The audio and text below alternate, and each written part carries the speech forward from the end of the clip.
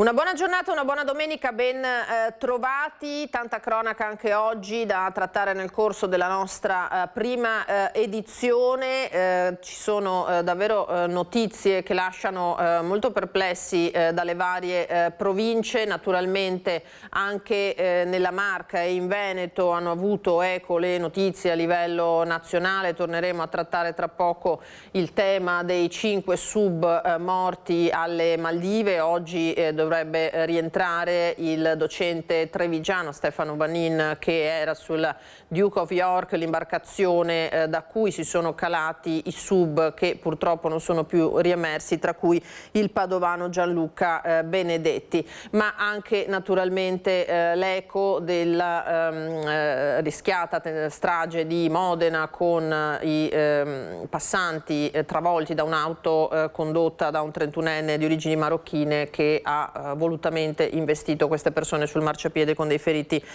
molto gravi, e lì ci sarà oggi la visita a Modena del Presidente della Repubblica Sergio Mattarella. Davvero episodi che anche nel nostro territorio naturalmente causano l'innalzamento delle misure di sicurezza. E poi appunto episodi davvero senza nessuna spiegazione logica. Andiamo sul giornale di Vicenza. Marostica, giocano con una pistola e colpiscono un passante, ferito un 35enne.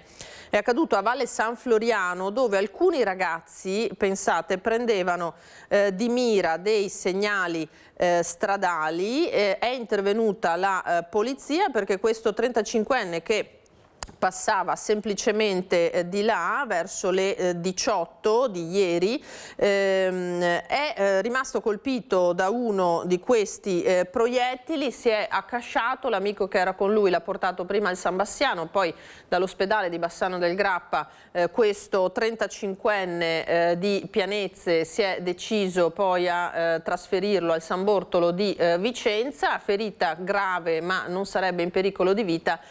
Fatto sta che un gioco che il giornale di Vicenza definisce scriteriato e pericoloso è finito con un ferito e poteva andare anche molto peggio. E poi vi leggo invece dall'ANSA una notizia che ha oggi pubblicato il Gazzettino: abusi su minore, insegnante di religione arrestato nel Padovano. Un professore arrestato dalla squadra mobile di Padova con l'accusa di aver abusato di 7 ragazzi, tutti minorenni, tra il 2017 e lo scorso marzo.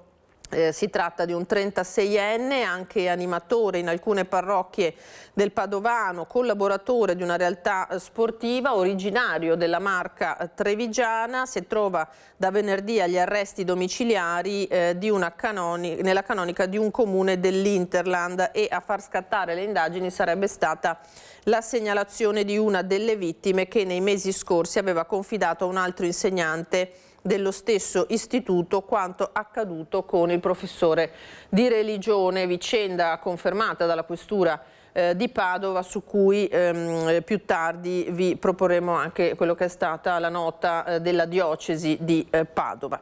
Andiamo avanti con la cronaca. Allora, la cronaca che arriva dalle strade con l'intervento che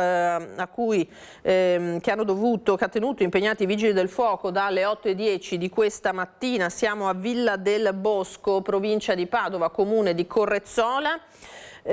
Lungo la strada regionale 104 Monselice Mare, un'auto con a bordo i 5 occupanti è finita fuori strada, eccola qua l'immagine.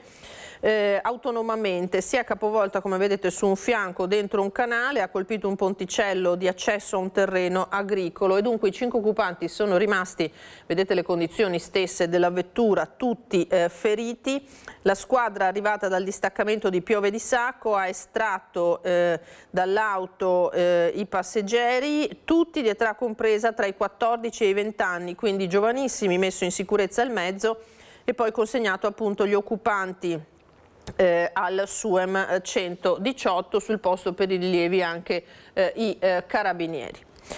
A Feltre invece intervento sempre dei Vigili del Fuoco per altra problematica, un incendio che ha interessato la copertura di un agriturismo. Siamo in località Grum, l'allarme poco dopo mezzanotte, l'incendio appunto ha interessato questo edificio non abitato, sul posto 17 operatori, 6 automezzi provenienti da Belluno e Feltre, e a supporto del distaccamento di Feltre, che era intervenuto con un'autopompa serbatoio e 2 autobotti, hanno operato come detto anche le squadre dalla centrale.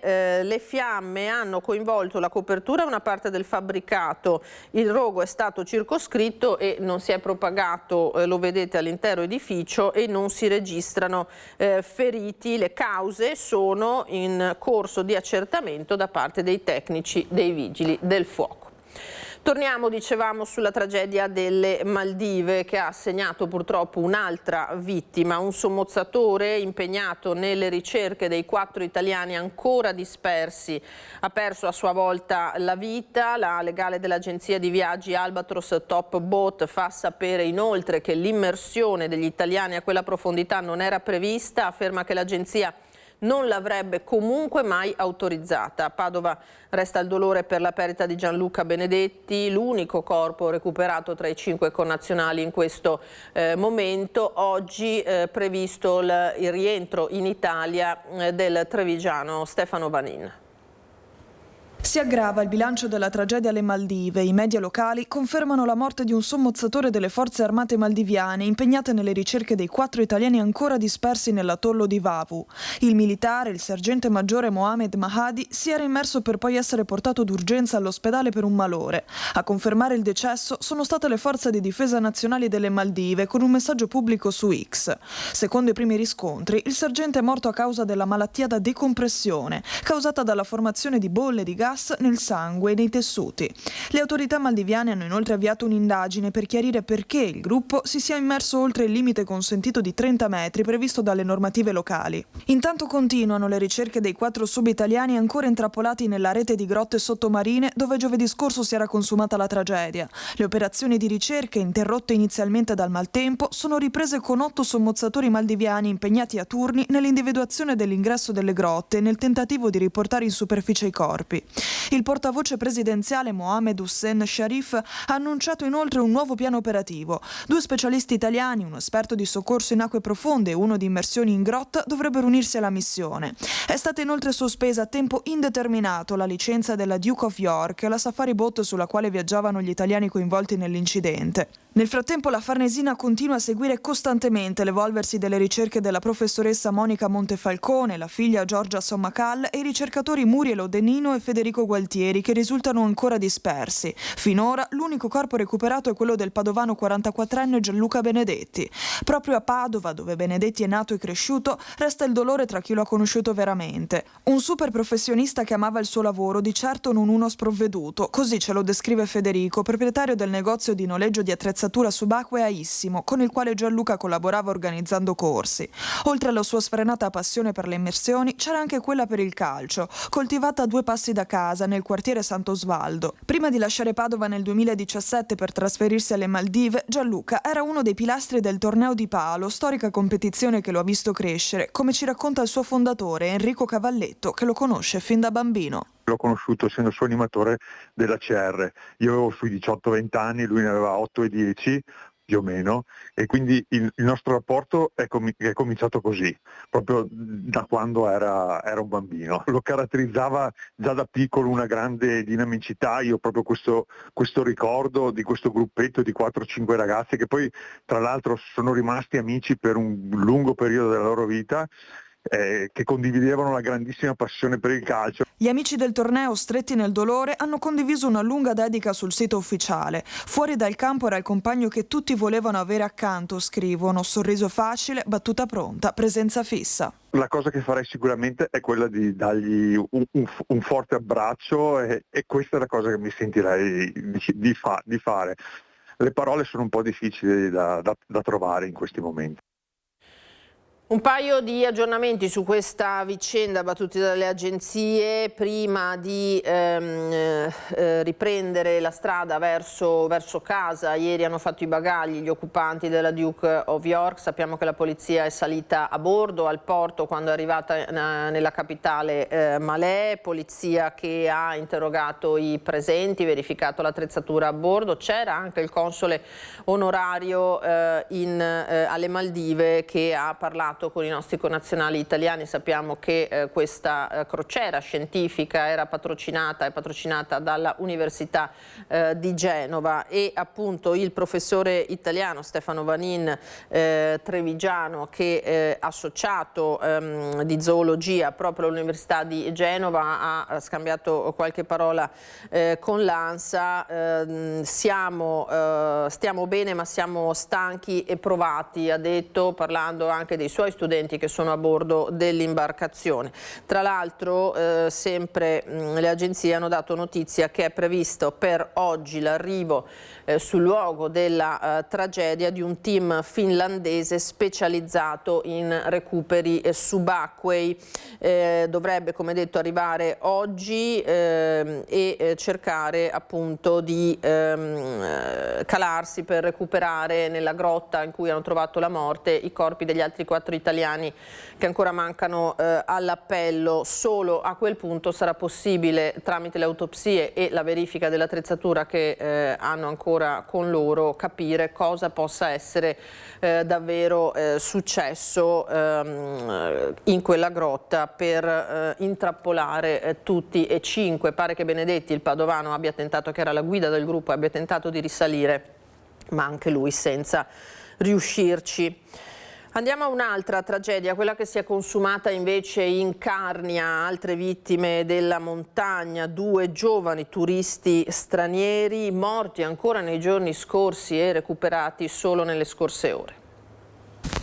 Ci troviamo proprio al passo della sella Monte Chianzutan, in comune di Verzegnis, dove si sono concluse purtroppo in modo negativo le ricerche dei 2 dispersi, i 2 turisti tedeschi che avevano fatto perdere le loro tracce. I 2 giovani, un austriaco di 23 anni e un 24enne statunitense residente in Germania, giunti in Friuli a bordo di un camper, dopo la sosta in un'area attrezzata a Palazzolo dello Stella, hanno raggiunto Sella Chianzutan in comune di Verzegnis con lo scooter parcheggiato nel locale, e da qui a piedi hanno iniziato la loro escursione. Dei 2 nessuna traccia, con i cellulari non raggiungibili. Sono scattati immediatamente i soccorsi con i vigili del fuoco e il soccorso alpino, che nel frattempo hanno allestito il campo base nei pressi del locale dove finisce la salita del passo.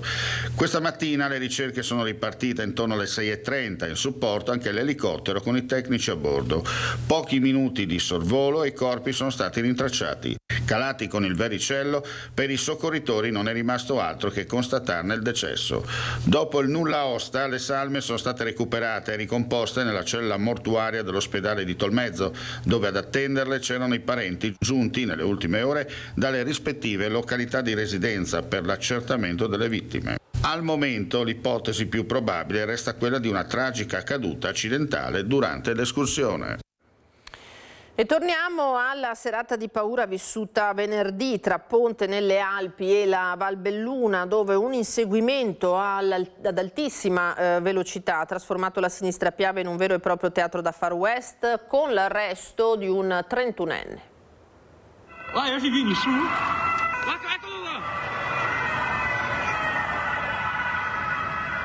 Un inseguimento da film tra sirene, posti di blocco e perfino un paio di colpi di pistola sparati in aria per tentare di fermarlo. Per oltre un'ora un uomo di 31 anni, cittadino ucraino residente in Comelico, ha seminato il panico lungo le strade della Valbelluna dopo aver rubato un'auto a Ponte nelle Alpi. La sua corsa è finita alle curve di Bardies contro la BMW di un automobilista che stava tornando a casa. Nessun ferito grave, ma tanta paura.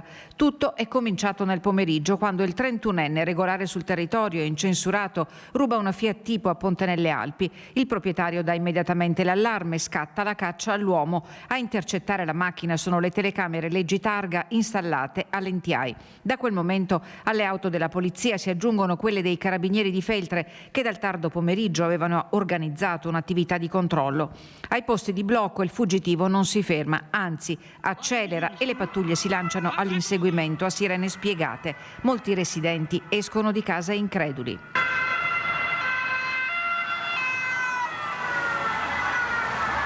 Dopo l'NTI l'uomo forza un posto di blocco dei carabinieri. Un militare spara un paio di colpi in aria per farlo desistere fino a quando, attorno alle 20:40, alle curve di Bardies, il 31enne perde il controllo dell'auto che invade la corsia opposta e si schianta contro la BMW guidata da un automobilista bellunese che stava rientrando a casa. L'impatto violento danneggia entrambe le vetture. Non ci sono feriti gravi ed è una fortuna. Il fuggiasco viene circondato e arrestato dai carabinieri. Per ora l'uomo è accusato di furto e resistenza pubblico ufficiale, ma la sua posizione è al vaglio degli investigatori. La provinciale della sinistra Piave è rimasta chiusa al traffico fra la rotatoria di Bardies e l'NTI per la rimozione dei mezzi danneggiati nello schianto e per i rilievi di legge. Una fuga ma con tutt'altro contesto, quella accaduta invece a Bassano del Grappa, dove un individuo ha investito un pedone, non si è fermato a prestare soccorso e dopo qualche mese è arrivata la identificazione con denuncia. Investe un pedone, lo prende a male parole e se ne va senza fermarsi per prestargli soccorso. È accaduto a novembre in strada Cartigliana a Bassano, dove un 42enne di Cassola ha travolto un uomo di 57 anni residente in zona e dopo averlo insultato per come aveva attraversato la strada se n'è andato senza nemmeno chiedergli se avesse bisogno di aiuto. Di aiuto ne aveva effettivamente bisogno l'investito, che è stato soccorso dal SUEM e portato in ospedale. Nel frattempo erano arrivati sul posto i carabinieri della stazione di Nove per i rilievi del caso e in seguito alla presentazione della denuncia da parte del pedone sono scattate anche le indagini. Gli accertamenti hanno permesso ai militari di risalire al SUV del 42enne che è stato denunciato per omissione di soccorso e lesioni personali colpose. Prima di proseguire, una notizia arrivata da pochissimo in redazione questa mattina all'interno del cimitero di Chiarano. Siamo nella provincia trevigiana orientale. Una 88enne del posto è stata aggredita da uno sconosciuto che l'ha colpita al volto facendola cadere e rubandole la borsa con dentro 50 euro. L'anziana ha riportato una lieve ferita alla fronte ed è stata medicata all'ospedale di Conegliano, dove è stata accompagnata dal figlio. Del caso si stanno occupando i carabinieri di Cessalto. La vittima non è stata in grado al momento di dare altre descrizioni del soggetto. Sempre anziani purtroppo nel mirino di questi malintenzionati, di questi malviventi, in questo caso addirittura all'interno del cimitero. E hanno tentato altri soggetti di truffare un anziano di 86 anni, questa volta però il raggiro non è andato a buon fine, è successo a Jesolo. Un 86enne di Jesolo si è presentato allo sportello del comune accompagnato dal figlio, riferendo di essere stato contattato telefonicamente da sedicenti militari della Guardia di Finanza.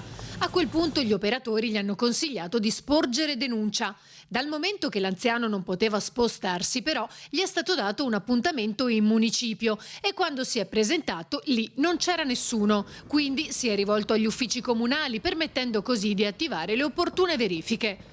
La polizia locale ha disposto l'invio di una pattuglia nella sua abitazione, dove in quel momento c'era la moglie, per prevenire ulteriori tentativi di raggiro, mentre venivano allertate le forze dell'ordine, dalle quali è emerso che nella stessa giornata erano già arrivate diverse segnalazioni analoghe, riconducibili a tentativi di truffa.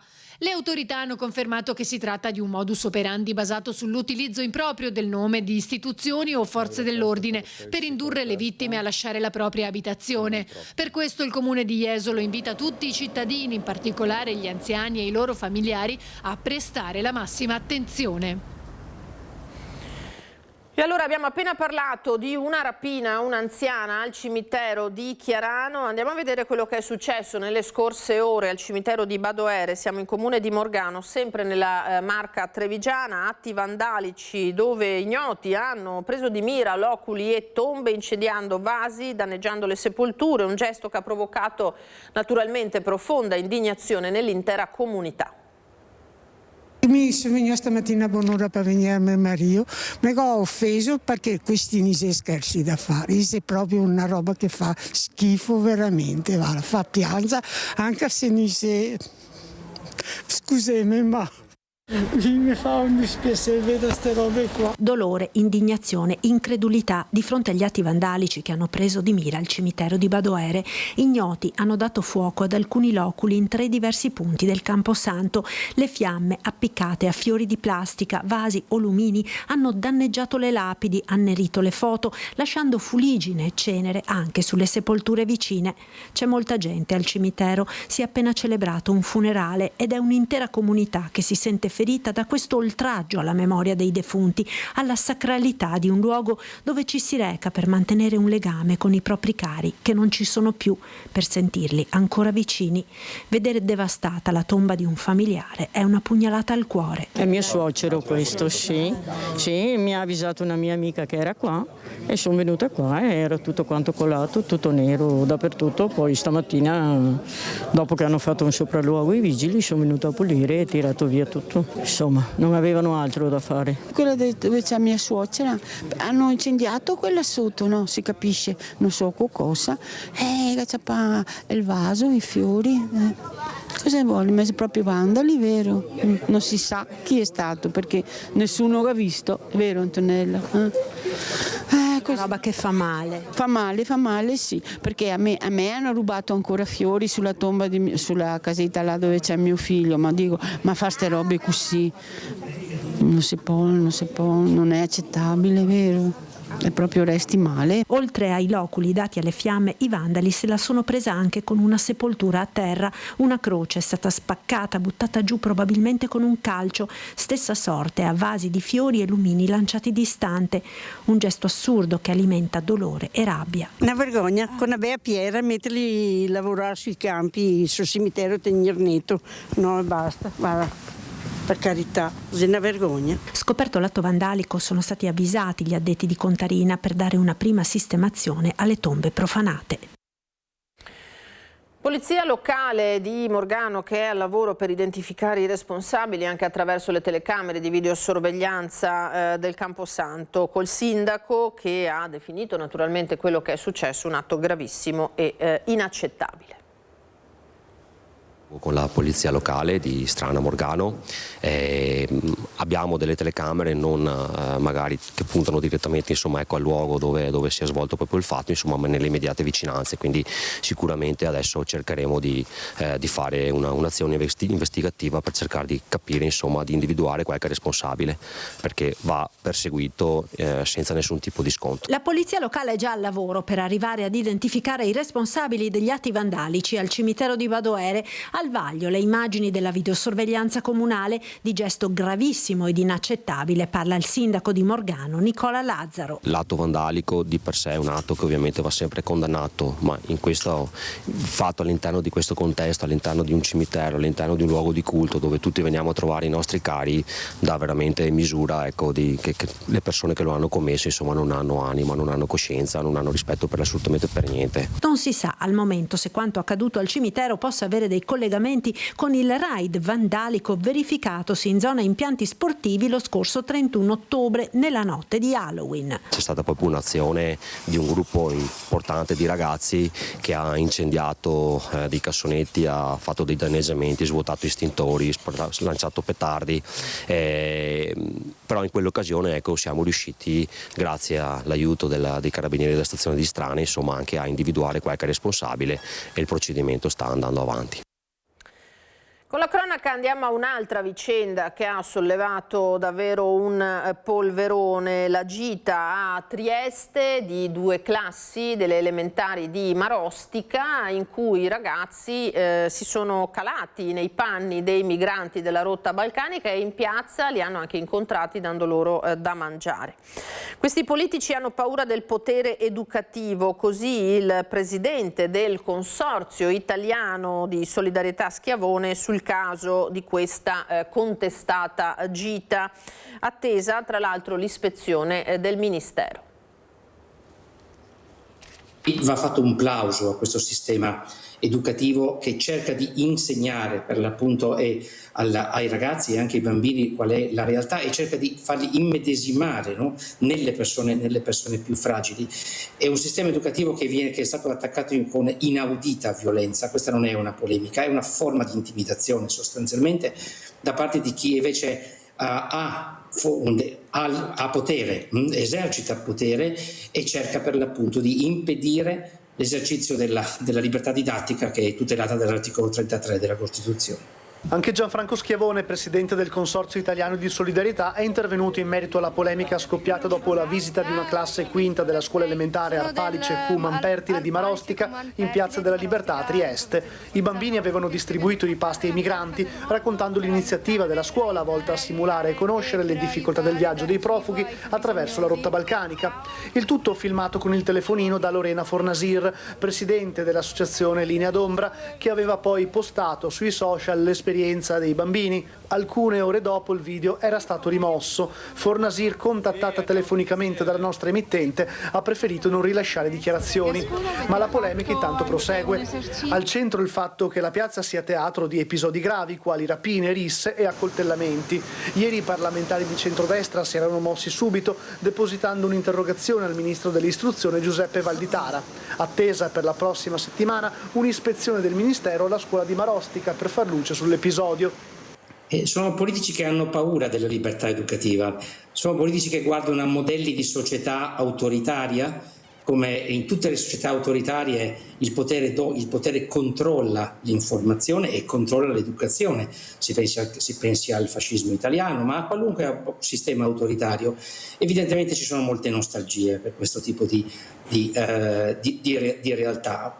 Dall'altro lato l'europarlamentare della Lega Anna Maria Cisint è tornata all'attacco.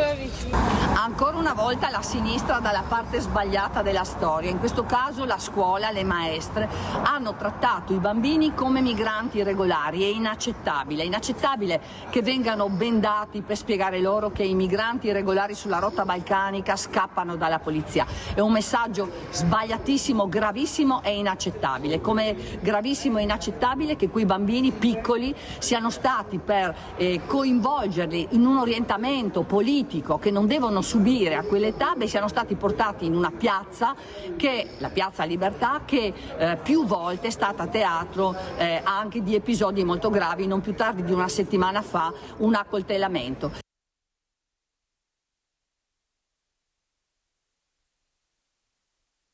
E su questa vicenda è intervenuto anche l'ex docente trevigiano Giampaolo Sbarra, che è stato già vicepresidente dell'associazione docenti e dirigenti, oltre che esponente della sinistra trevigiana. Sbagliato, dice, prestare il fianco agli attacchi della destra.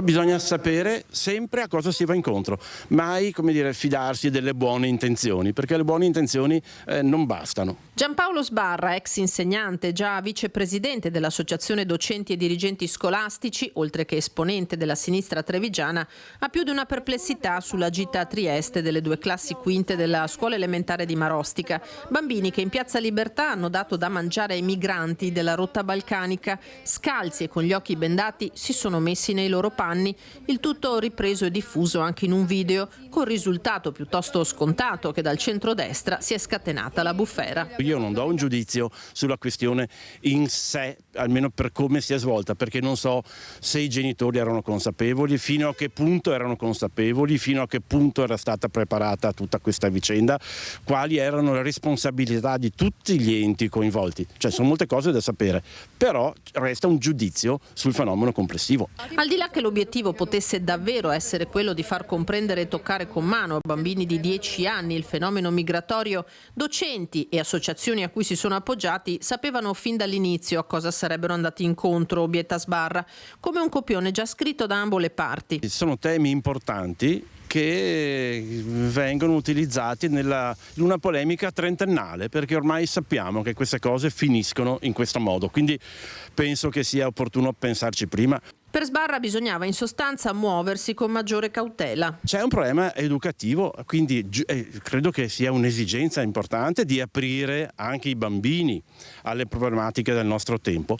Penso che ci siano tanti modi per farlo e che non sia personalmente opportuno dare pretesti a una destra che cerca solo questi pretesti.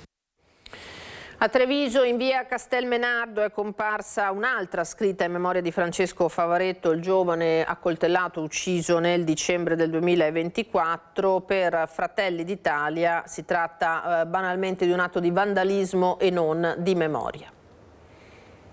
In una città senza cuore che non si occupa del dolore, ogni volta un fratello muore. Questa città ti ha ucciso, i tuoi muri sono la rivoluzione. Questa la scritta comparsa in via Castelmenardo a Treviso, teatro nel dicembre 2024 della mattanza di Francesco Favaretto, con un branco composto per lo più da giovanissimi, ora a processo. Non un gesto di memoria per Davide Acampora, consigliere di Fratelli d'Italia. Il dolore, la rabbia, il desiderio di ricordare qualcuno non possono e non devono trasformarsi nell'alibi per vandalizzare proprietà private o sporcare la città. Questo muro, che era stato tra l'altro appena tinteggiato, non appartiene a chi impugna una bomboletta spray di notte, appartiene a dei cittadini che ancora una volta dovranno sostenere dei costi e dei disagi per pulire ciò che altri hanno deciso di sporcare, di deturpare. La scritta è comparsa a pochi mesi dall'altro graffito con la bomboletta in cui si elencavano i nomi dei ragazzi coinvolti nell'aggressione costata la vita al 22enne, una zona via Castelmenardo che non trova pace. È giunto il momento di dire davvero basta con le giustificazioni romantiche. Queste non sono manifestazioni artistiche, non sono nemmeno gesti di memoria, sono veri e propri atti di vandalismo. Via Castelmenardo, come altre zone della città, è da tempo interessata da continui episodi di tagli e di imbartamenti che non possono essere sottovalutati e che i cittadini continuano a segnalarmi. Per Fratelli d'Italia, che così torna sul fronte sempre caldo della sicurezza, soprattutto fra alleati, vanno prese contromisure. È un tema che richiede attenzione da parte della nostra amministrazione, con strumenti più efficaci sia sul piano della prevenzione che su quello dei controlli. Questo dunque è quello che accade a Treviso. Noi ci fermiamo per qualche minuto di pubblicità, torneremo tra poco con le nostre ospiti per parlare di questa giornata che è dedicata alla lotta contro l'omofobia.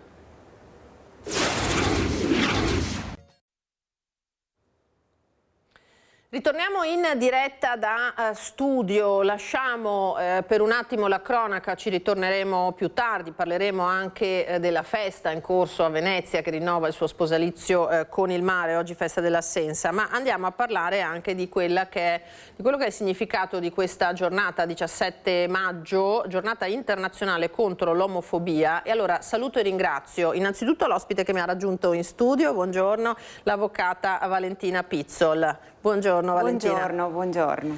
E un'altra Valentina è collegata da remoto, eccola qua, Valentina Bagnara da Vicenza, è la referente delle famiglie Arcobaleno del Veneto. Buongiorno Valentina.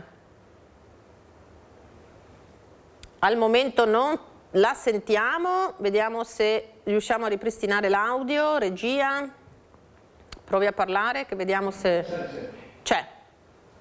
Mi dicono che si sente. Noi qui in studio non sentiamo. Allora cominciamo intanto che ripristiniamo l'audio con Valentina Pizzol. La cronaca ci propone davvero tanti spunti per questa battaglia a cui daremo un taglio sociale poi con Valentina Bagnara da Vicenza, ma possiamo fare inquadrare il tema a livello anche normativo di quelli che sono, diciamo, i piccoli grandi passi raggiunti anche ultimamente su questo fronte. Quando parliamo di lotta all'omofobia ne parliamo a 360 gradi, non solo nei comportamenti quotidiani, purtroppo la cronaca ci riporta anche atti di violenza che riguardano tra l'altro persone di tutte le età, perché c'è un tema scolastico, c'è un tema sui posti di lavoro, c'è un tema per strada addirittura, no? E poi c'è tutto quello che riguarda i diritti di chi naturalmente conduce la propria esistenza. Valentina Bagnara poi ci parlerà anche di quelli che sono stati le lotte, le battaglie delle cosiddette famiglie arcobaleno per il riconoscimento dei loro diritti nella quotidianità e soprattutto per quanto riguarda i figli, il riconoscimento dei loro figli. Ecco, forse la sentiamo adesso, Valentina? No, niente. Noi qui... Buongiorno, ci proviamo? Sì, forse è in ritardo con l'audio. Vediamo un attimo, provi a parlare. Probabilmente io vedo le immagini in ritardo, quindi è sì, probabile. Esatto, c'è un che ritardo ma almeno la sentiamo. Allora, andiamo con Valentina Pizzoli intanto grazie, a inquadrare un po' la tematica dal punto di vista, come detto, dei diritti, perché ci sono state anche recentemente delle novità, però si fa fatica. Sì. Allora, viviamo in un paese che rispetto al riconoscimento dei diritti delle persone con un orientamento sessuale o un'identità diverse, tra virgolette, da quella tradizionale, mettiamola così, siamo ancora parecchio arretrati rispetto al riconoscimento. Abbiamo celebrato da poco un anniversario importante che sono i 10 anni della legge Cirinnà, la legge che ha istituito per la prima volta nel nostro paese le unioni civili, che non sono un matrimonio egualitario, sono un'altra forma di riconoscimento per le coppie dello stesso sesso, quindi riservata esclusivamente a 2 donne o 2 uomini, che dà quel minimo di copertura giuridica ad un legame affettivo di fatto, ma lascia totalmente fuori il tema della filiazione.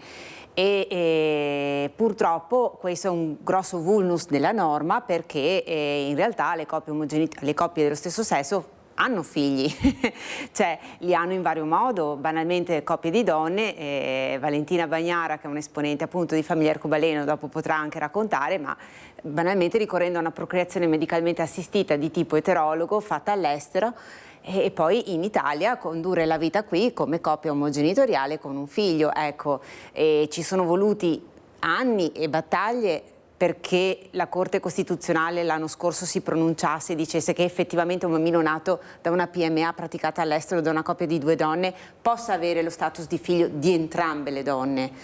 Quindi abbiamo una legge oggi, la legge Cirinnà, che non tiene in considerazione anche questo aspetto. Tuttora in Italia la procreazione medicalmente assistita è preclusa alla donna single e alle coppie di donne, cioè sia la single che la coppia di donne possono fare la PMA all'estero e poi possono riconoscere i figli qui in Italia, ma non possono accedere alla procreazione medicalmente assistita qui in Italia, e mi sembra un grossissimo paradosso. Sì, è una contraddizione assolutamente. Quindi poi tutti questi vuoti normativi, questa disciplina frammentata, insomma, della tutela delle persone LGBTQ si riflette poi su fenomeni di violenza, perché se la mia famiglia, la mia identità non è tutelata in primis dallo Stato, chi prova avversità nei confronti di queste persone si sente in qualche modo autorizzato anche ad esercitare e usare violenza, perché dice: se lo Stato è il primo a non riconoscerle,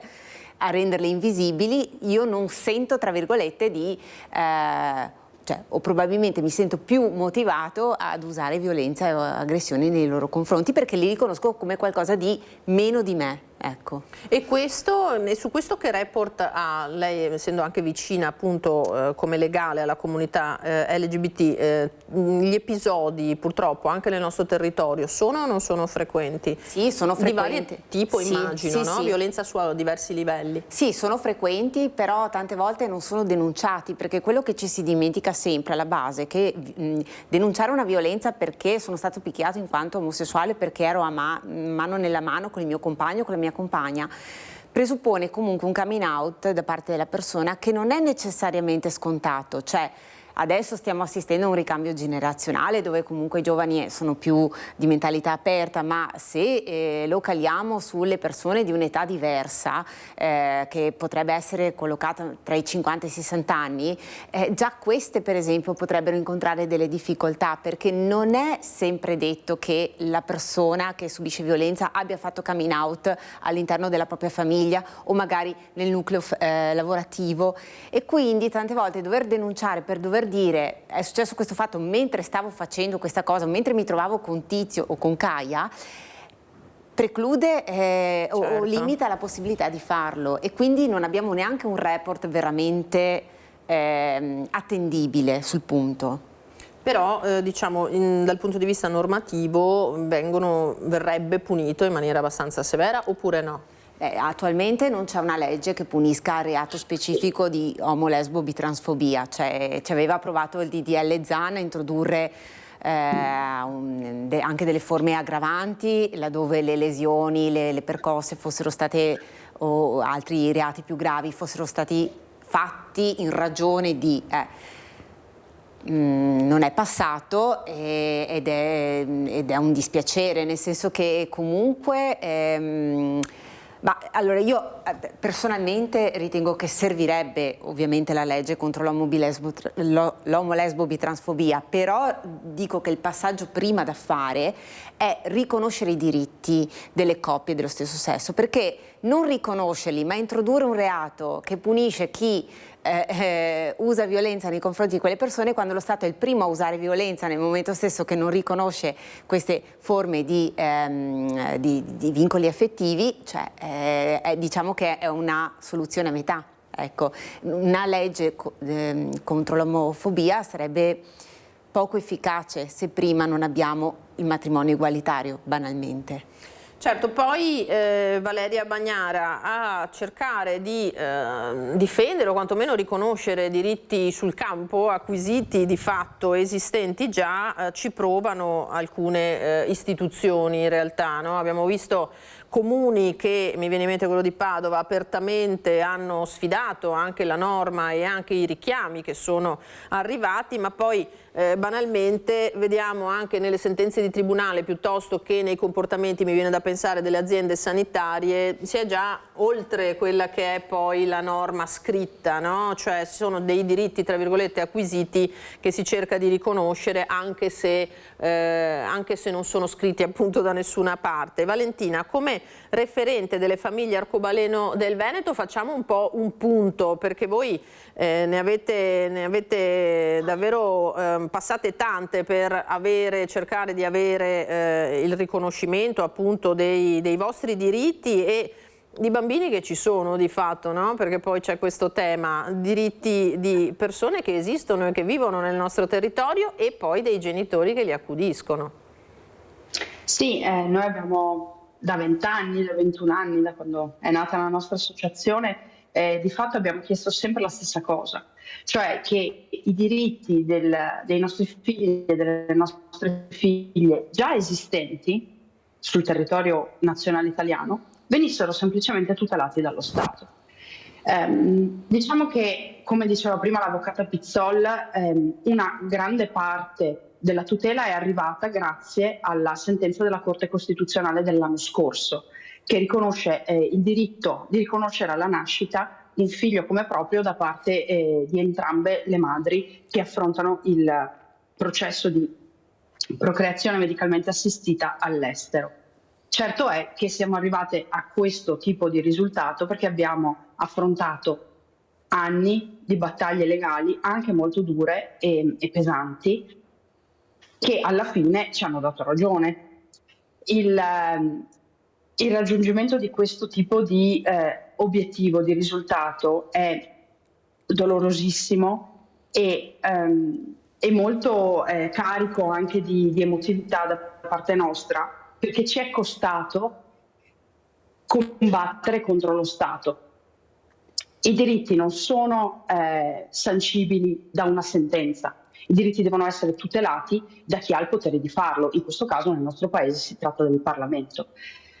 Noi non siamo state tutelate come famiglie, i nostri figli e le nostre figlie non sono state tutelate e quindi abbiamo intrapreso vari percorsi legali, ma tutto questo ci ha costato tantissimo in termini di serenità, di salute familiare, mentale, perché è una fatica enorme dover continuare ogni giorno a girare con le deleghe, perché altrimenti non sai se puoi iscrivere tua figlia in piscina, se puoi ritirare il bambino dall'asilo perché la mamma è riconosciuta legalmente in quel momento è al lavoro e non può prendersi un permesso perché ha una riunione importante. Diciamo che tutto questo scenario porta uno stress e una fatica nelle nostre famiglie che poi si fa sentire molto nella quotidianità.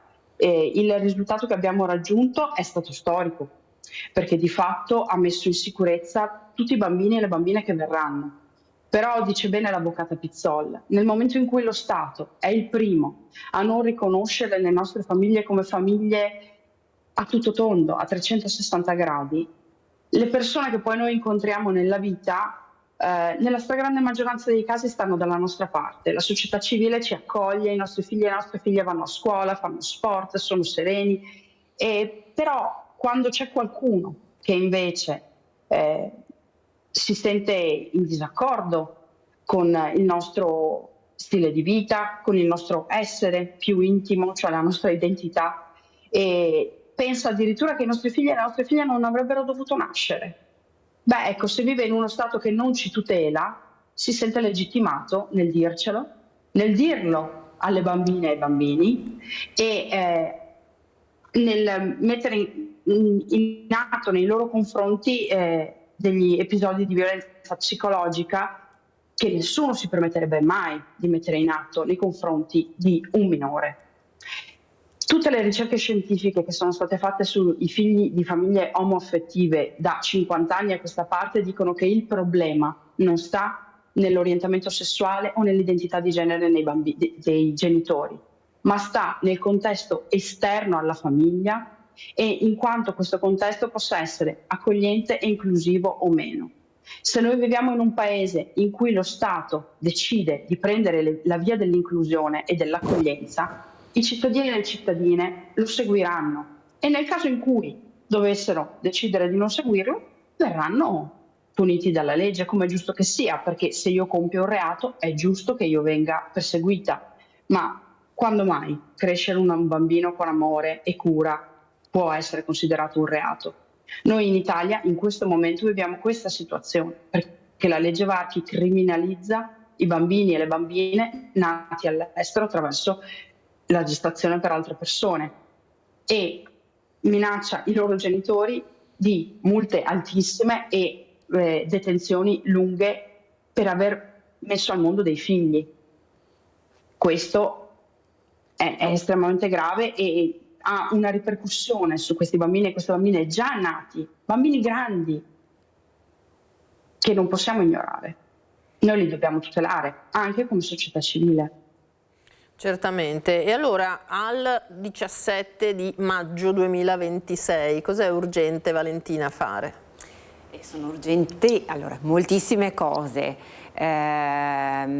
Io faccio parte di un'associazione che si chiama Rete Lenford, Avvocatura per i diritti LGBT, ed è molto impegnata anche attraverso la proposta di iniziative legislative volte a superare certi limiti. Banalmente, per le persone che devono intraprendere il percorso di affermazione di genere, cioè quella che giuridicamente viene chiamata rettificazione di attribuzione di sesso, è ancora previsto oggi l'iter davanti ad un giudice. Quella è una forma piuttosto pesante e inutile di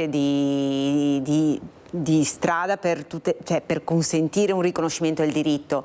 Le persone dovrebbero poter accedere in via amministrativa o poterlo fare davanti ad un giudice, ma senza l'assistenza di un legale e in totale velocità, perché è risaputo che la persona che ha bisogno di intraprendere il percorso di affermazione di genere prima ottiene il documento col nome elettivo e il genere che effettivamente percepisce, meglio sta. Anche perché tante volte sono persone che comunque già adottano manifestazioni anche a livello di abbigliamento, modo di fare del genere diverso di quello indicato sui propri documenti e questa discrepanza porta poi a fenomeni anche di odio, di aggressività nei loro confronti. Avere i documenti in linea con il proprio io percepito aiuta da questo punto di vista, e poi ci sono anche tante altre cose che si devono fare. Adesso per esempio stiamo attendendo una udienza importante in Corte Costituzionale, che la data è prevista per il 7 di ottobre, in cui la consulta sarà chiamata a valutare la legittimità di una norma che preclude attualmente alle coppie unite civilmente l'accesso all'adozione internazionale. Questo è un caso che sto seguendo con l'avvocata Eleonora Biondo di Treviso e speriamo che venga meno questo assurdo divieto, perché non si capisce perché ad oggi una coppia eterosessuale coniugata possa fare domanda di adozione internazionale, una persona single possa fare domanda di adozione internazionale, ma una coppia che è unita civilmente, solo perché il fatto dell'unione civile va a significare che sono due persone dello stesso sesso, non possa fare altrettanto, e questa mi sembra una evidente discriminazione. Poi c'è il tema della legge Varchi che veniva citato prima, che effettivamente era un intervento normativo che non era assolutamente urgente, cioè bisognava piuttosto pensare a come tutelare i bambini che erano già nati per effetto di una gestazione per altri fatta all'estero, non andare a toccare un reato che comunque c'era già e che non ha cambiato le sanzioni. La legge Varchi non ha cambiato le sanzioni della fattispecie penale, è semplicemente andata a favorire la perseguibilità penale di quel reato, ma quindi in un'ottica di bilanciamento di tutti quelli che erano gli interessi in gioco. Non era sicuramente la priorità che dovevamo dare, ecco. E il fatto che sia stato dato attenzione alla legge Varchi e non a una legge che potesse aprire alla procreazione medicalmente assistita alle coppie di donne che devono andare all'estero, riconoscere i figli di donne che hanno fatto la PMA fatta all'estero, no, che cosa hanno fatto? Hanno fatto la legge Varchi. Diciamo che insomma che è stato un chiaro segnale da parte della politica attuale. Ecco. Valentina Bagnara, invece voi siete scesi in piazza più e più volte, no? Vi abbiamo visto belle combattive appunto in piazza per i vostri diritti. Ci sono in previsione altre manifestazioni, altri eventi? Tra l'altro ricordo che il 22 mi pare di giugno c'è il Pride che torna anche a Treviso, per cui si torna anche in piazza a ribadire le richieste di diritto e di riconoscimento dei diritti della comunità LGBT. So che ci sono altre sigle, io mi fermo a LGBT per capirci. Voi avete in mente, Valentina, altre iniziative prossimamente o siete in attesa in qualche modo? Allora, sicuramente, come già ricordato benissimo, si sta per aprire il mese del Pride, che a Treviso sarà sabato 20 giugno, e ovviamente come famiglia Arcobaleno parteciperemo a queste giornate di lotta e anche di orgoglio, di felicità di essere le persone che siamo e di vivere la vita che ci guadagniamo ogni giorno. Abbiamo avuto la festa delle famiglie a Venezia la settimana scorsa in tutta Italia. L'associazione Famiglia Arcobaleno sta promuovendo le feste delle famiglie regionali nell'ambito del riconoscimento da parte dell'ONU della festa internazionale delle famiglie che si festeggia un po' in tutto il mondo il 15 di maggio. Sicuramente ci saranno occasioni di dibattito, di incontro. Avremo anche un importante incontro promosso dalla Rete Redi e dal Comune di Padova domenica 24 maggio, perché crediamo fortemente come associazione e come persone che fare cultura, informare le persone sia fondamentale per riuscire a portare consapevolezza delle difficoltà che le nostre famiglie e tutte le persone LGBTQIA+ vivono nelle loro vite quotidianamente, a scuola, nel lavoro, davanti a dei professionisti sanitari, che ci sia la necessità di fare formazione e cultura e anche di aprirsi, raccontare le nostre storie, come abbiamo tentato di fare quando siamo state come famiglie impugnate dalla Procura di Padova per i certificati di nascita che il sindaco Giordani che lei prima nominava aveva firmato con entrambe le mamme di queste bambine e questi bambini. Abbiamo sempre provato ad aprire il dialogo e quando l'abbiamo fatto la società civile ci ha accolte. Ci ha accolte perché ha capito che tutto quello che noi ricerchiamo è la tutela dei nostri figli e delle nostre figlie e la possibilità di vivere una vita tranquilla, serena, senza temere di subire attacchi da parte dello Stato, ma anche e soprattutto nella nostra vita quotidiana. E quindi le persone ci hanno sempre ascoltate e hanno sempre capito qual è il punto della situazione. La società civile è molto più avanti della politica in questo momento storico in Italia. I nostri figli e le nostre figlie vanno a scuola, fanno sport, alcuni stanno per farci diventare nonne e quindi devo dire la verità. Noi non abbiamo molta fiducia nel futuro, soprattutto nelle nuove generazioni, perché vediamo che quando riusciamo ad avere dello spazio di parola, le persone ci ascoltano e appoggiano molto, molto fattivamente le nostre lotte e quindi io credo che ci vorrà un po' di tempo, ma ce la faremo, insomma. Grazie. Ecco, un ultimo passaggio volevo farle con l'avvocata proprio sul tema dei ragazzi a scuola. Che percezione ha? Com'è la situazione? Perché quello è un altro ambito molto problematico già per il tema del bullismo di per sé, di questi tempi tra l'altro, e poi se si innesca anche questo meccanismo ancora peggio. Sì, la scuola insomma è un po' quella che dovrebbe essere la culla dell'educazione subito dopo le famiglie, ecco. E diciamo che nelle scuole portare avanti certi temi, come è noto, è difficile.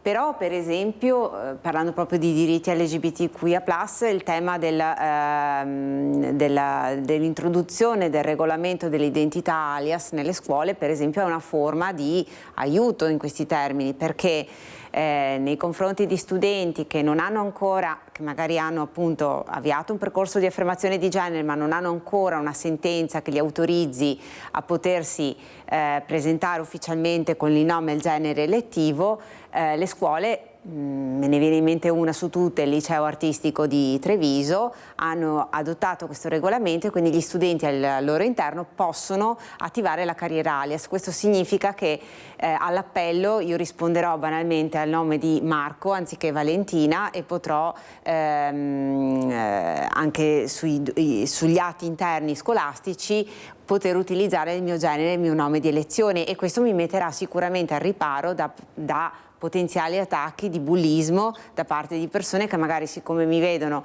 che mi vesto come un uomo ma rispondo al nome ancora di Valentina, sarebbe più facile invece, certo, avendo una corrispondenza tra quello che manifesto esternamente e il nome che mi viene assegnato, limiterebbe sicuramente episodi di odio e di aggressività. Ecco.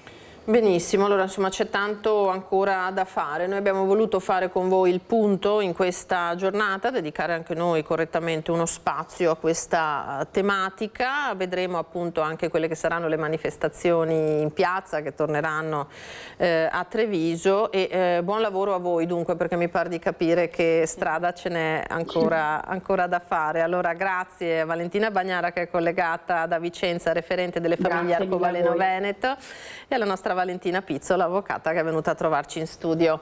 Grazie ancora. Noi adesso, regia, oggi abbiamo Alessandro Granziera, Italo Morao in regia. Andiamo in pubblicità qualche minuto, torniamo con un po' di cronaca e sentiremo dal nostro Lorenzo Maier da Venezia invece la festa in questa giornata finalmente di bel tempo che sta vivendo appunto Venezia.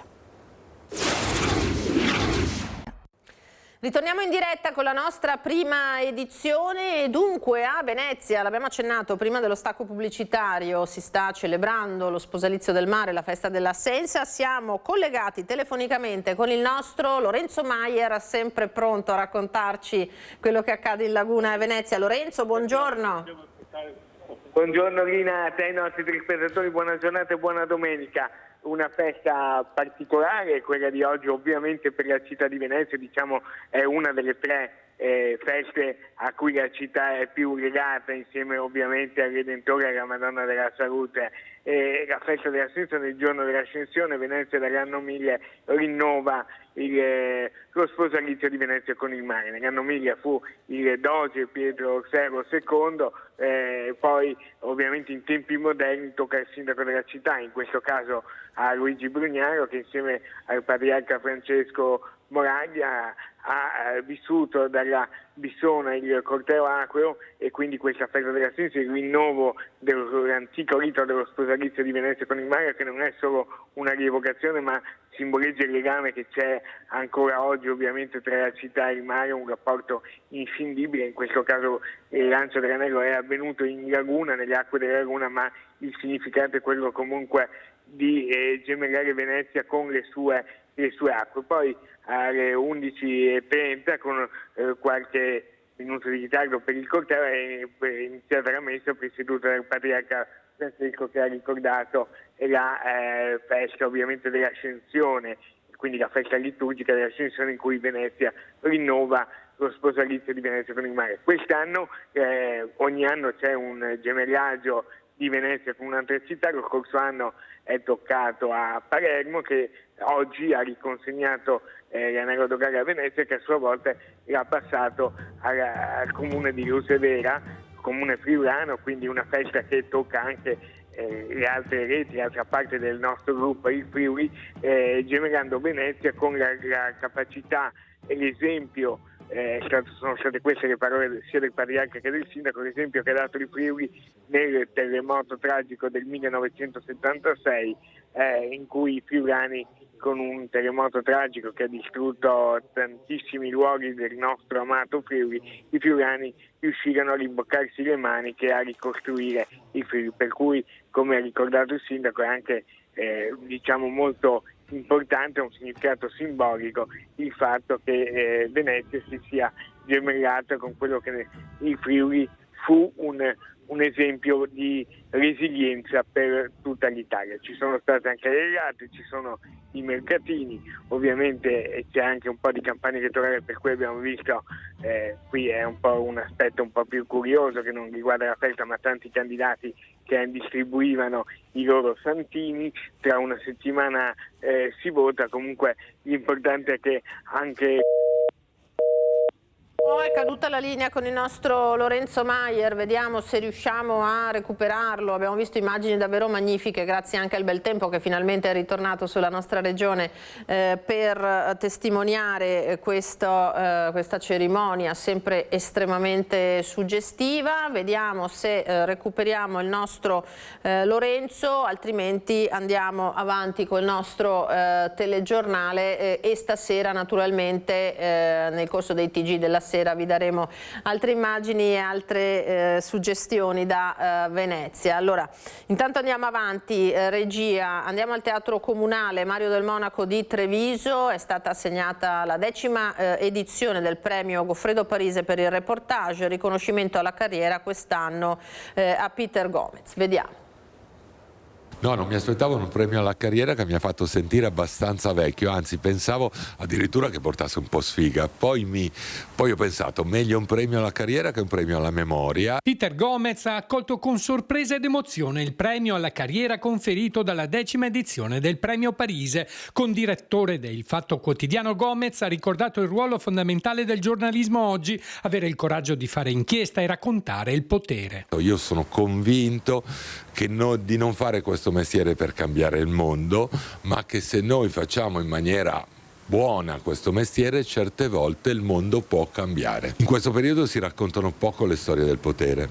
Molti di voi ricorderanno 20, 25, 30 anni fa quanto la stampa andasse alle calcagna del potere, raccontasse, avesse rispetto ma non si fermasse di fronte a nessuno. E dato che noi la rivoluzione francese, o meno gli europei l'hanno fatta, i francesi a fine del Settecento per poter parlare male del potere, perché prima c'erano i cortigiani, ecco, io vedo un'Italia piena di cortigiani. Il rischio dell'autocensura legata al potere è sempre dietro l'angolo, ma oggi si affaccia un altro pericolo, l'intelligenza artificiale. L'intelligenza artificiale ucciderà l'informazione. Fare giornalismo vuol dire fare anche informazione. Invece, se tu vuoi raccontare quello che qualcuno non vuole che si sappia, l'intelligenza artificiale non lo può fare, ma può essere solo un aiuto nel lavoro della ricerca. Però una parte del nostro mestiere è anche informazione e lì i problemi vengono fuori. Per il giornalista il problema non è l'intelligenza artificiale in sé, ma chi controlla le piattaforme e il rischio di alterare il racconto della realtà. Se chiedi a DeepSeek cosa è successo a Piazza Tiananmen, almeno fino a qualche mese fa ti diceva niente, DeepSeek è cinese. Mi è capitato tempo fa di fare una prova, mesi fa, chiedendo a varie intelligenze artificiali, Claude, Gemini, Chat, eccetera, eccetera, se alla luce delle informazioni pubbliche su quello che accadeva a Gaza e alla luce degli articoli del diritto delle norme internazionali si potesse classificare quello che accadeva a Gaza come un genocidio, a seconda delle intelligenze artificiali avevo delle risposte diverse, dall'80, 15, 20%. Allora, interrogandola ulteriormente, la stessa intelligenza artificiale ti dice che dipende chi è il padrone, chi è l'azionista. Questo in prospettiva secondo me è pericolosissimo, perché sempre più spesso le persone molto giovani utilizzano l'intelligenza artificiale per qualsiasi attività nella loro giornata, e dato che c'è un vecchio principio enunciato non da un pericoloso bolscevico ma da un grande liberale come Luigi Einaudi, conoscere per deliberare, ecco che se conosci male delibererai malissimo. Questo dunque è il messaggio che ha voluto lanciare dal Teatro Comunale. Allora vi leggo un'agenzia che ci riporta a Venezia, peraltro tema estremamente dibattuto in queste settimane, in questi mesi, la Biennale con il vice premier Matteo Salvini. Sono andato a visitare i padiglioni della Biennale di Venezia perché l'arte è libera e non ha confini. Sapete bene la polemica legata al padiglione russo e anche all'esposizione degli artisti israeliani. Sono andato a vedere con un grande uomo libero di cultura, buttafuoco anche i padiglioni israeliano e russo. Per il commissario europeo alla cultura poi il commissario europeo alla cultura mi ha citato come modello negativo perché sono andato alla Biennale, lo ha detto appunto Salvini, è la scuola di formazione politica del partito che si è riunita evidentemente oggi.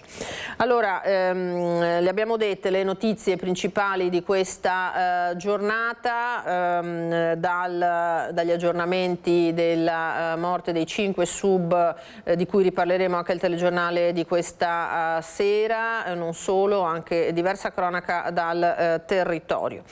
Per noi è giunta l'ora di darvi le comunicazioni della programmazione che ci seguirà, perché tra poco saremo con i percorsi della fede. Vi ricordo che dopo di noi alle 13:30 ci sarà Igor e Davide Show e a seguire Agricoltura di sera, la replica. Ma adesso, dopo la pausa della Dunata degli Alpini di Genova, torna questa domenica appunto la rubrica Percorsi di fede. Incontriamo Senne Nunziale, un riferimento per la comunità di Salzano, e con lui ripercorriamo una vita oggi gravata in parte dalla cecità, ma ci ha detto piena della luce del Vangelo, in un percorso iniziato in Umbria con il viaggio della vita a 17 anni verso la comunità di Spello in provincia di Perugia a bordo di una 500, e per noi come sempre lo ha incontrato Lucio Zanato. A voi.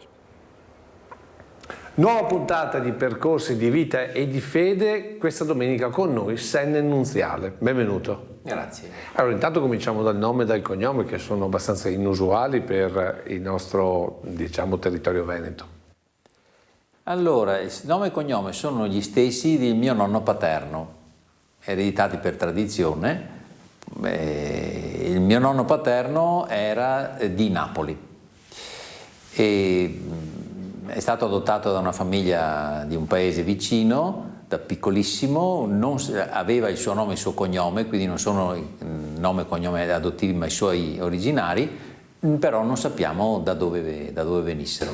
Ho capito. Sennen invece è proprio un nome un po' particolare? È il nome di un martire cristiano del III secolo d.C., morto sotto l'imperatore Decio nella persecuzione del 250, era un funzionario imperiale. Aveva un fratello che si chiamava Abdon e hanno contravvenuto alla proibizione imperiale di seppellire i cristiani uccisi, loro li hanno seppelliti e quindi, essendo funzionari, non sono stati ammazzati sul posto ma portati a Roma, processati e ammazzati a Roma. Sono i patroni dei becchini. Ah, addirittura. Detto questo, chi è sede nunziale? Un pensionato che prima di andare in pensione ha fatto un po' di cose semplici, normali, però a Salzano. A Salzano, sì, fondamentalmente sì, lì sono nato e sempre vissuto. E da un certo punto della vita in poi, dato il tema di questi colloqui, alla luce del Vangelo. Per il resto una vita normale. Arriviamo però anche diciamo così, a quel percorso che porta alla mancanza della vista dopo un certo periodo di vita. Sì, una vita normale, per quanto riguarda la vista, una vista miope, abbastanza miope, però senza nessun tipo di problema, nel senso che io tranquillamente guidavo la macchina, facevo un sacco di foto.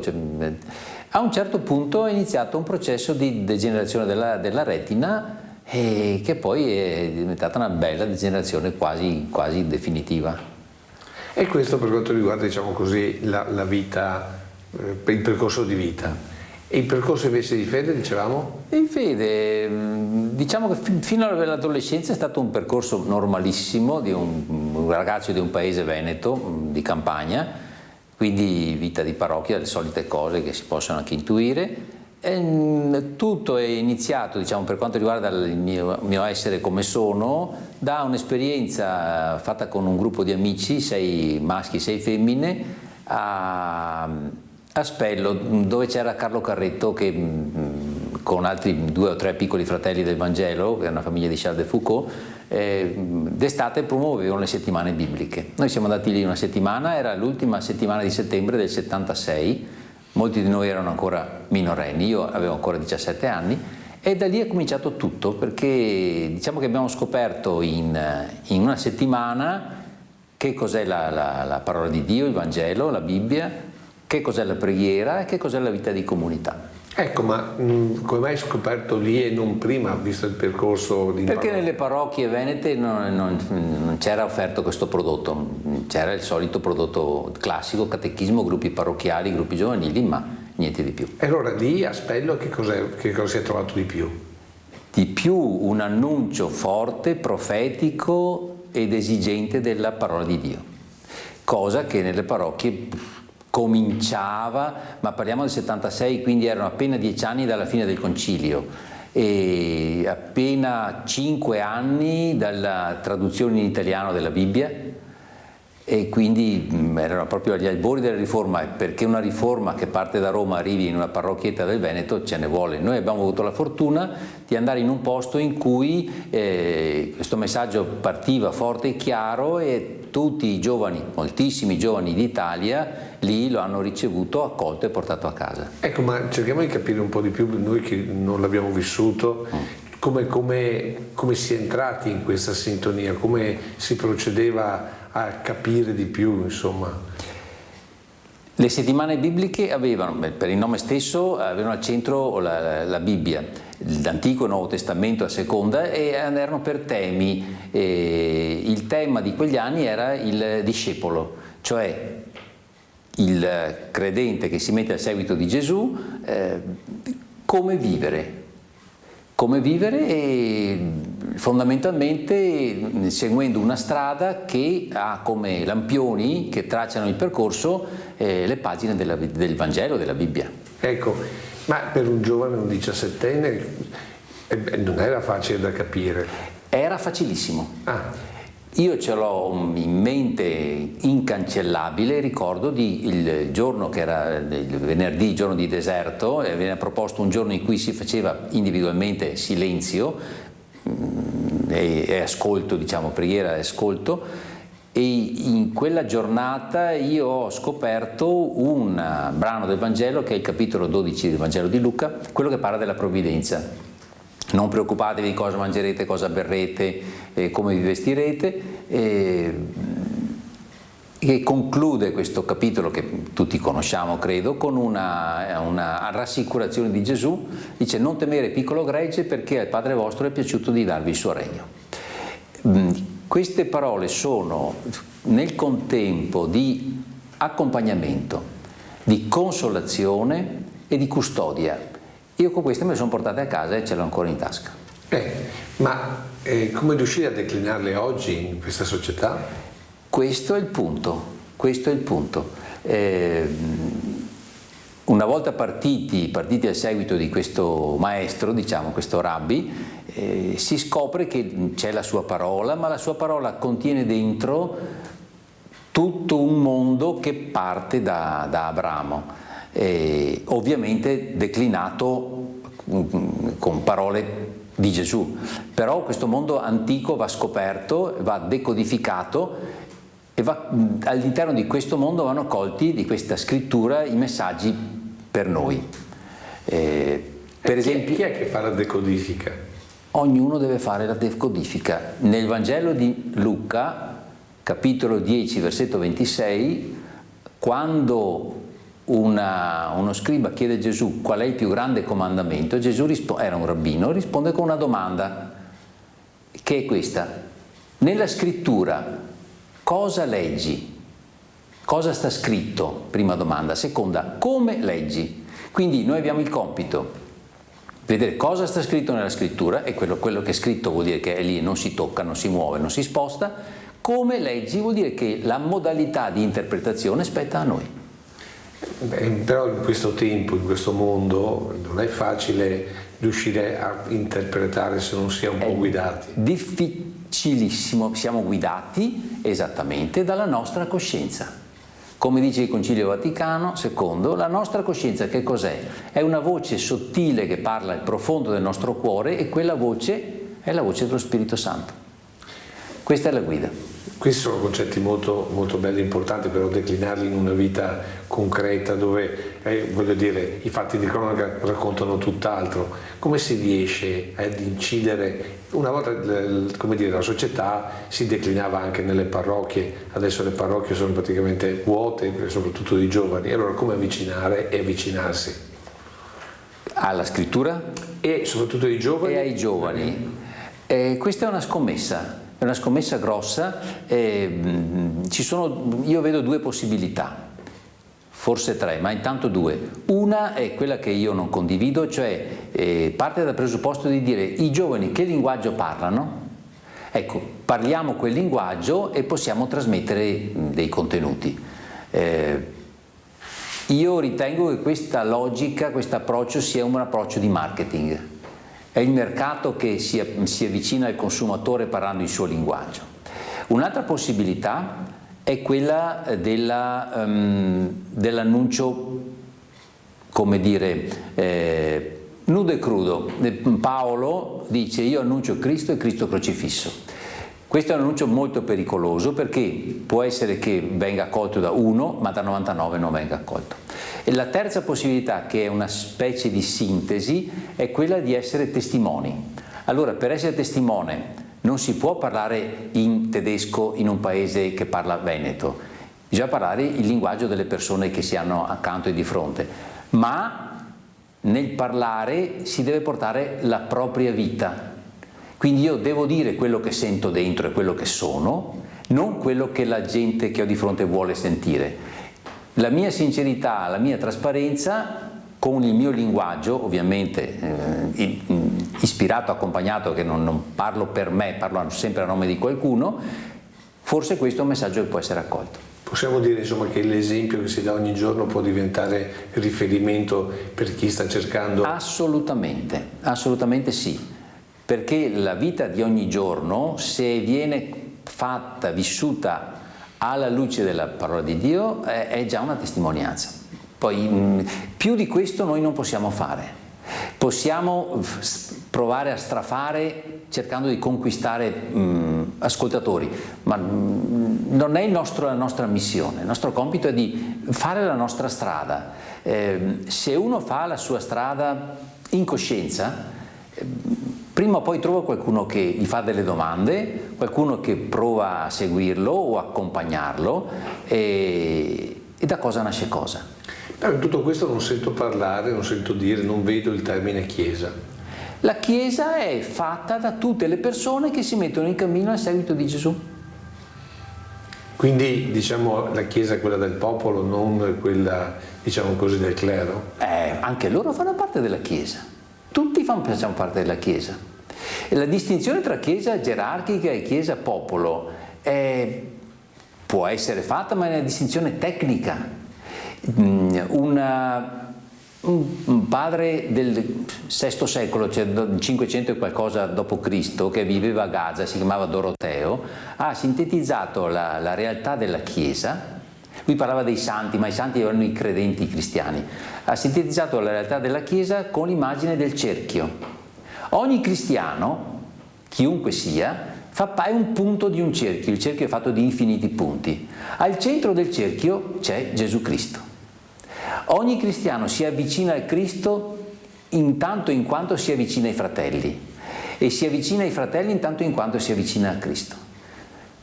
E se si allontana da Cristo si allontana dai fratelli, se si allontana dai fratelli si allontana da Cristo. Questa è la Chiesa, è un cerchio attorno a un centro.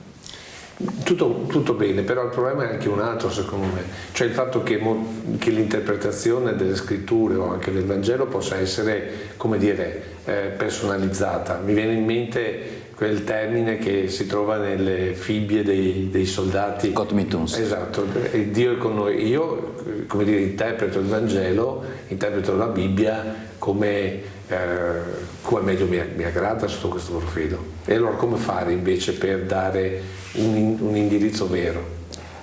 Allora, l'indirizzo vero comunque lo dà la coscienza.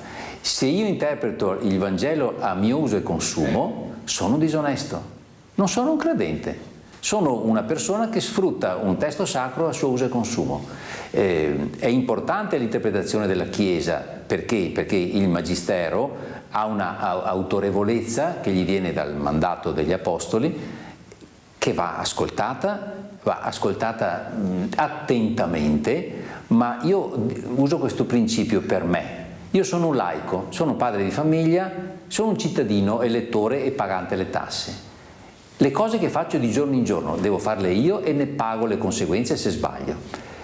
Io ascolto tutti, ma sono io che agisco e io che decido alla fine, in scienza e coscienza. D'accordo, però la coscienza si viene a formare, diciamo così, nei vari elementi, nei vari giorni, nelle varie esperienze di tutta una vita.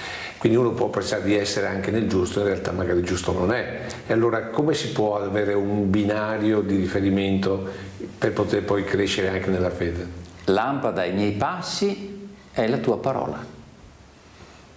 E la parola, se viene letta con onestà di intelletto, dà sempre una direttrice di percorso, anche se è l'Antico Testamento. Quindi letta, non interpretata, nel senso letta da qualcuno che te la può interpretare, devi leggerla tu e cercare di capire dentro di te stesso. Attenzione, quando si parla di interpretazione, giusto, ci sono dei passi che vanno interpretati, ma quando per esempio io trovo una parola che mi dice date a Cesare quel che è di Cesare, date a Dio quel che è di Dio. Quella è una frase che può essere interpretata in mille modi. No, un modo solo. Alle tasse devono pagarle tutti e a Cesare, e a Dio invece tutto il resto. Chi mi dice che invece si può discutere su date a Cesare quel che è di Cesare, allora parliamone, ma mi piacerebbe capire. Quello è il fatto, nel senso che siamo in una società estremamente fluida dove qualsiasi punto di riferimento viene messo in discussione sempre di più a fronte di, come dire, di soddisfacimenti effimeri e immediati. Siamo nel qui, ora e adesso.